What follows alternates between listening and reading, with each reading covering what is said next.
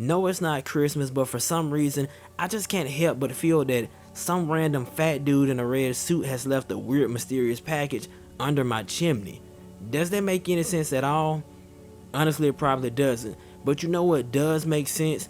We have the Hardy Boyz. I repeat, Jeff Hardy and Matt Hardy are back in a WWE game, because if you somehow been living under a rock or in the middle of nowhere, yesterday 2K dropped patch 1.14 and season 4 of WWE 2K26, and in this season, in this patch, we actually got a pretty decent amount of content, shocking to say. Now, does this justify this whole live service slop, you know, this whole greedy stuff that they're trying to push on us? No, it absolutely does not. But I mean, hey, we got to take a win whenever we can get it. And boy, this patch was actually a huge win. But before we fully get into this, just like always, timestamps will be in the description below. But the first thing that I do want to give you guys is a locker code, and everybody celebrated. So I do just got to say, shout out to the SmackDown Hotel, the Pro Wrestling Podcast, and J Cash for spreading awareness about it. Now, as you see on the screen, the locker code itself is just Season 4 Boost 26. Now, that's going to be SZN4BOOST26. Now, if you enter the code, it's going to give you like 3,000 RSP for the Season 4 Ringside Pass. This should be enough to get you around 7 or so levels. But before you enter it, if you've somehow already been grinding through this and you have a couple of double XP tokens, what I have seen some people say, and I can't confirm it or deny it because I didn't do it myself, it was too late, but if you enter it while you have the XP token activated, people are saying it'll give you 4,000 RSP instead of 3,000. So if you got one, you got some, go ahead and give it a try. I mean, what do you have to lose? Absolutely nothing. And so now, let's just fully get into it, man. I want to go ahead and talk about the Ringside Pass. Everybody knows I hate Ringside Passes. I don't think these belong in the game, but we're going to still talk about this one. Now, I don't want to waste too much time because to an extent, you kind of know what you're getting out of these, but I do still want to at least go over what I consider the cooler things this season, because the new moves, you got to see these new moves. So I do just want to go ahead and get into it. Now with the Ringside Pass, you pretty much know at Premium Tier 1, you're going to get the DLC. You're going to get the MyFaction wallpapers and banners. This season, you're going to be getting them for Team Extreme. Yes, this includes Jeff Hardy, Matt Hardy, and Lita 2000. Then you know you're going to get RSP boosters. You're going to get the DLC characters for MyFaction. You're going to get Island VC, Island Attribute Boost, MyFaction points, and of course, you know, you're going to get the emotes that you can use in the island. So you just kind of know. But the first thing I do want to talk about, at least cosmetic side of things. So at Premium Tier 7, you're going to get the Ripple Junction Rebel by Design t-shirt. Then at Premium Tier 12, you're going to get the Ripple Junction Unforgiven 2001 t-shirt. Now up next for the free tier users, you're going to get Chad Gable 16 at free tier 13. And I do got to say, this kind of a bummer, because if you were going to add this, I think it would have been the perfect time to add Jason Jordan into the game. Then people could do like American Alpha, because it just kind of feel like, you know, what else am I going to do with Chad Gable 16? Like, I don't know. Then the first move that we're going to get is at Premium Tier 13, the Doku Gomu Death Drop. Now, this is a move that Tekla uses. It's pretty badass move, I got to say. A lot of people will probably equip this onto their cars. I'm really considering it myself, because again, this is a pretty badass move. Then up next, Premium Tier 20, this is where you're going to get Lita 2000. Her model looks good, it looks great. I can't wait for, you know, to get Matt Hardy 2000, which by the way, I am going to discuss that because we have a bit of an update on that whole situation. Then at Premium Tier 25, you're going to get Black Tiger Kill 1. This move is also badass. Then you're going to get Black Tiger Kill 2 as well. Then back to our free tier users, Shinsuke Nakamura 23. He's going to be available at free tier 26. Then up next, this part, a lot of people might be disappointed, and we do have an update on it. So the iconic retro Hardy Boyz basketball jersey, Now with this jersey, users are kind of reporting that it looks weird, and I tried it on myself. So if you have a car who's wearing pants or tights and you put this jersey on, it's just going to be all baggy, messed up. And so the good news is Cornell did put out a tweet replying to a fan who was talking about it, and he said that 2K is going to address this issue. As to how long it's going to take for that to happen, I don't know. Maybe we'll see a fix next week. I would love to say this weekend, but I don't see them dropping it, so maybe next week. I would hope it doesn't take longer than 1 week. I don't want to see it being 2 weeks, but again, with 2K, you kind of never really know, so we'll just have to wait and see. Then at premium tier 30, you're going to get the Chalkline DX split football jersey. Then the following move, another move that I think is cool, you're going to get Stalling Springboard 450. This is coming in at premium tier 34. Then the WrestleMania 2000 retro shorts, premium tier 38. And then last but not least, for the free tier users, you're going to get John Cena 2025 at free tier 40. And you're going to get Jeff Hardy 2000 at premium tier 40. Now here's the thing. The Hardys put out a video about them being in season 4. And in the video, Matt outright says that you can expect more versions of them in the game. Now shout out to Joe Mashups because he has found the render for Matt Hardy 2000. But the thing that I'm curious about is why would Matt say that there will be more versions of them instead of just saying another version of him? Now of course, we're getting Matt Hardy 2000. Then based on the teasers from Cornell, we're gonna get a V1 Matt Hardy as well. But does this mean we'll get a Jeff Hardy 08 persona? Or maybe even a Will-O-the-Wisp persona?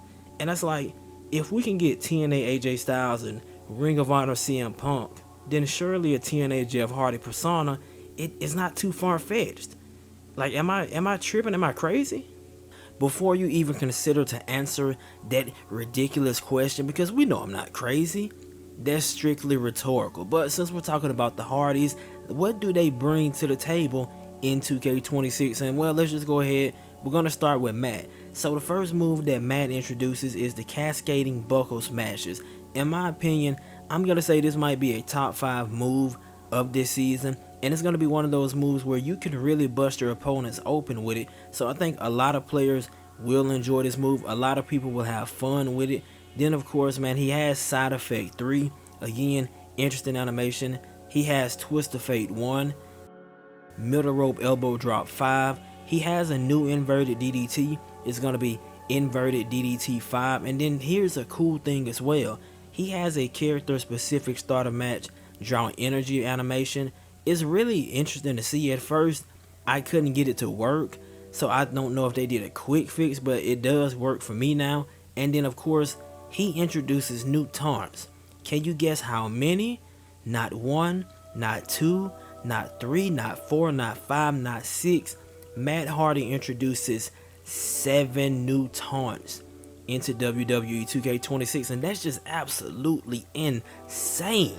Something we've already spoken about a lot over the last couple of weeks is that Jeff has a face paint version and a non-face painted version of his attire. And then of course, man, it's Jeff Hardy. You already know the first move he's going to have. He has Swanton Bomb 1.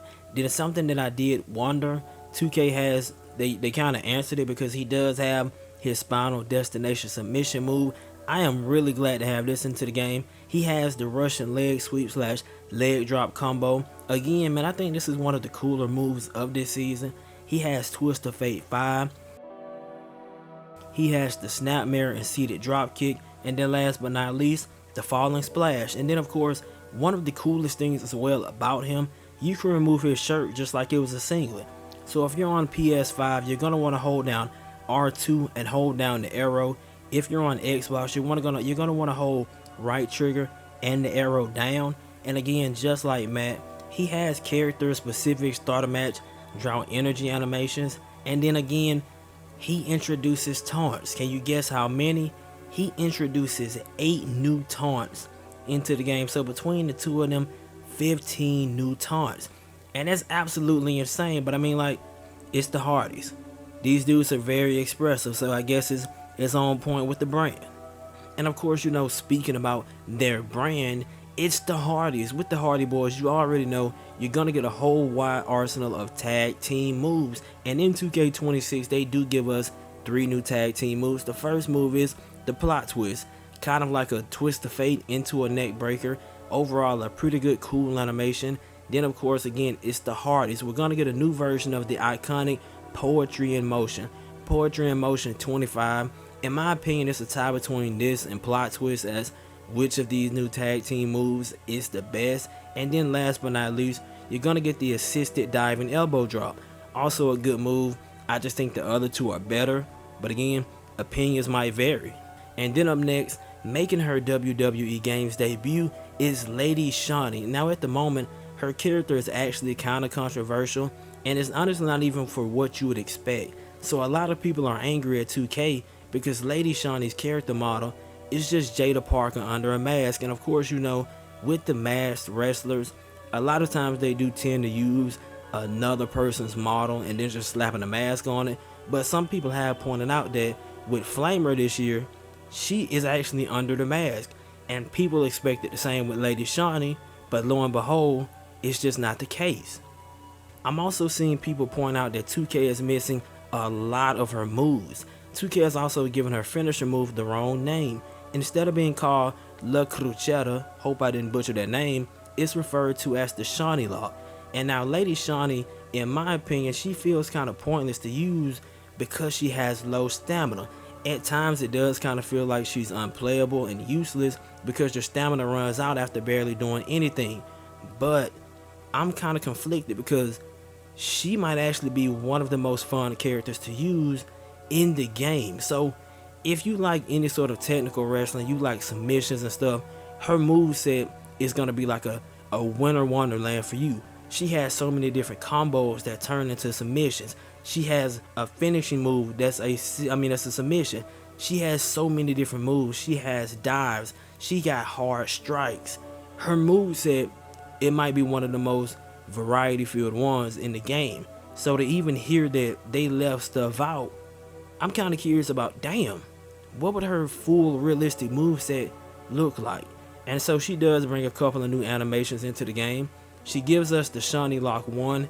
In my opinion, I really do like this animation. Again, a common theme we have with this update is that the new submission moves that we got, they look good. She gives us the Shani Lock 2, which again, great animation. I think I like this one better than the first one. She gives us the Pendulum Swing 1. This one I don't really like as much as the Shani Lock 1 and 2, but still a pretty decent animation. She gives us the Pendulum Swing 2, good animation as well, but an even better animation, the overhand chop / seated running boot. The Wheelbarrow Hurricane Runner 2, in my opinion, might be a pretty good top 5 animation. And I keep saying it because it's so many animations that in this update that I kind of like. Then she does give us 2 new taunts as well. She gives us Lady Shani 2, and then last but not least, she gives us Lady Shani 1. And then up next, also making his WWE Games debut, is Jelly Roll. He brings 3 new moves into 2K26. He gives us Elbow Drop 17, which admittingly is a pretty decent animation. I like the little rigmarole he adds on to it. The Jelly Roll 1 taunt coming courtesy of him. And then last but not least, he gives us the Chokeslam 13. Now it's worth noting that he's the only character in this season's DLC that can't be edited. You can't even view his moveset. What's the point of adding a DLC, paid character that you can't even edit?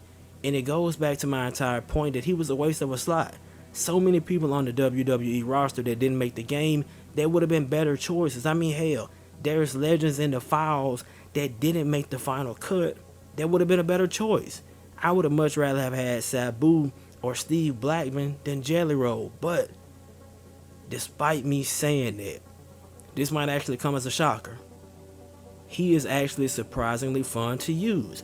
I played about 2 or 3 matches with him, and in the first match, I kind of didn't do too much with him, but the second match, I kind of got to explore his abilities a little bit, and he honestly, if you just kind of need, I don't know, an extra big man or an extra set of weight or whatever, he can actually be that type of role in your shows or whatever you want to do, an enforcer, because his moveset and just the way he plays, it actually wasn't that bad.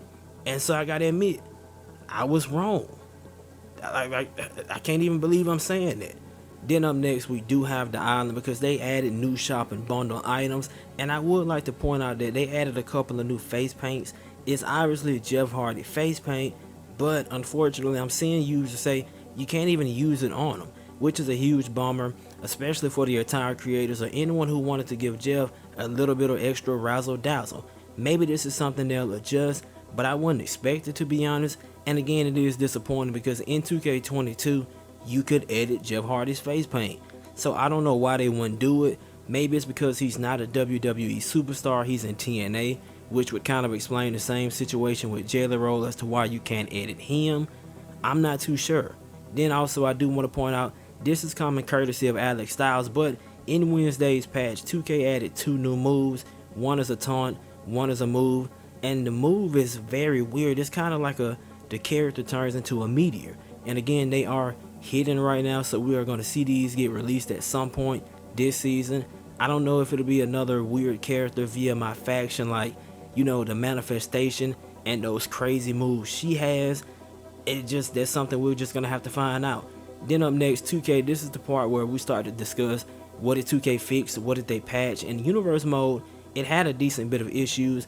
So specifically, I want to highlight, evidently the tag team matches and divisions, they must have been broken because it was an issue in reference to intergender tag teams not appearing properly in matches after setting them to an intergender tag team division.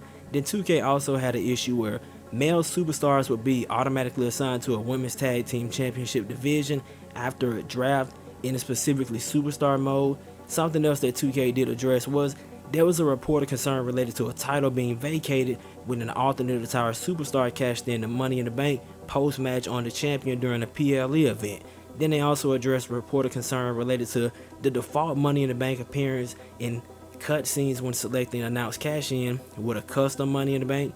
Then they also addressed the reported concern related to alternate attire superstars being improperly placed in a division in superstar mode.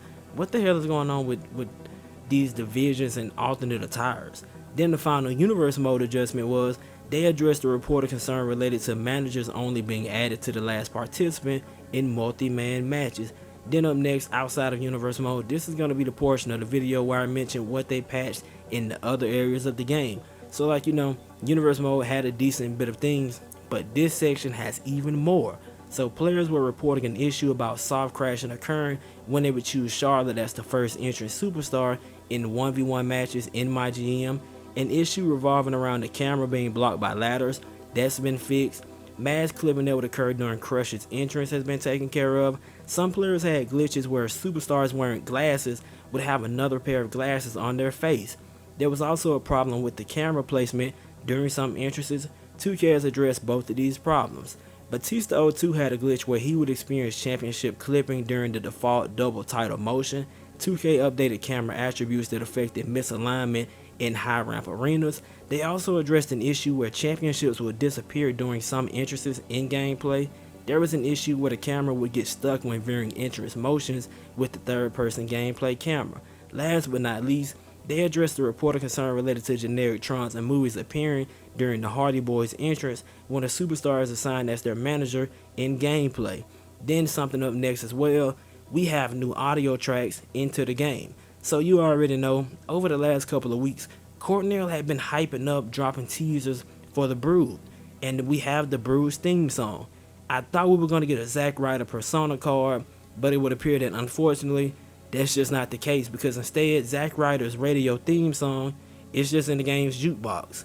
I still want to say that hopefully we would get a Zack Ryder Persona, but who knows if that's going to be even on the table. I feel like it would be a missed opportunity. So I'm just going to have to be realistic. I'm hoping that maybe it'll be a surprise drop. I don't know, because with 2K you never truly know. Then something else that we have, we're going to get Catch Your Breath by Finn Balor, that theme song. Then we're going to get the iconic Rebel Heart, Johnny Gargano's old theme song. Honestly, his best theme song he's ever had. And then we're going to get Coming Back For You, another Johnny Gargano theme song. Now at the moment, there's currently an issue with Catch Your Breath. It's not in creating entrance and players are confused. Cornell has responded. He said it's going to be addressed soon. I don't know if it's going to get patched in.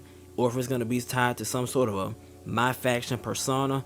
But speaking of MyFaction, we do have 3 confirmed personas coming this season. It's going to be an NXT retro inspired pack. We're going to get Seth Rollins 12. We're going to get a Liaki version of Roman Reigns, Sami Zayn 2013.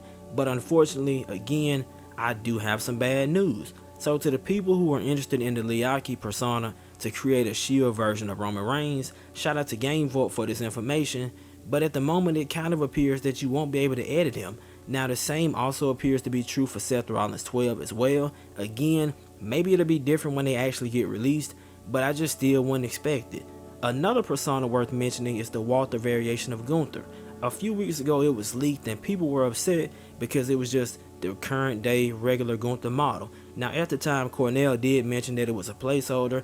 It appears that that was the case and that it's probably going to come out soon, because as you see, that's not Gunther, that's Walter. And then shout out to Dot Greeks, because we have 2 more personas that were patched in with this patch, with this update. At some point this season, we're going to see Kane 03 and Triple H DX. I'm honestly shocked that Triple H DX wasn't a base game character, or that he wasn't tied to the Monday Night War edition with DX Shawn Michaels, but I still don't think he's going to be easy to obtain. I guarantee you he might be some sort of a collection set, collection reward set. Maybe Kane 03 will be as well, or maybe they'll be tied to live events. You, again, dude, with 2K, you just never really know. But overall, with this update, I gotta say, it was a pretty good one. We got the Hardys, we got Lady Shani, we got Jelly Roll, we got a bunch of awesome new moves, we got Lita 2000. We know we're gonna get more Matt Hardy personas. We're gonna get Matt Hardy V1, Matt Hardy 2000. At some point, I'm really hoping we get a Jeff Hardy 08. Or at least, and I don't really think they would do it, but I wouldn't mind one of those TNA versions of Jeff Hardy, because some of his TNA theme songs, man, they were hard. They were absolutely hard, dude. Another Me, Similar Creatures, Resurrected, Modest. But again, I don't know if we'll even get those. Maybe we'll get a Will-O-the-Wisp persona, like I said. Nothing is truly out of question at this point. It just happens to be a question of licensing. Do they think there's going to be a demand for it? But at the bare minimum, Jeff Hardy 08 should be a persona.